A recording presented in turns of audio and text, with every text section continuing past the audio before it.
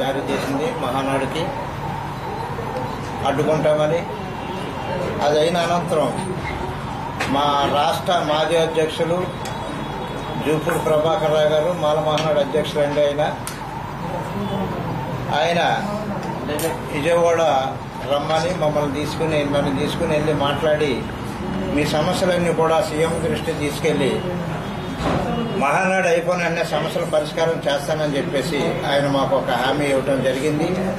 అందుకని మహానాడును అడ్డుకోకుండా మేము ఆ ధర్మాల్లో కూడా అడ్డుకోకుండా ఉండాలని మేము అనుకుంటున్నాం. ఎందుకంటే ఆల్రెడీ మేము అందరికీ కూడా మెసేజ్లు పెట్టడం జరిగింది, మా కార్యకర్తలందరికీ. దాని మీద ఈ రోజున ప్రెస్ మీట్ పెట్టుకోవడం జరిగింది.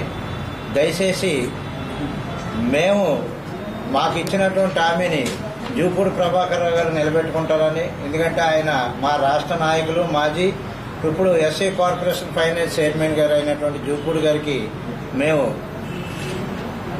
గౌరవించి ఈ మహానాడును అడ్డుకోవడం ఉపసంహరించుకుంటున్నామని చెప్పేసి మాల మహానాడు తరపు నుంచి జిల్లా అధ్యక్షుడిగా నేను కోరుకుంటున్నాను.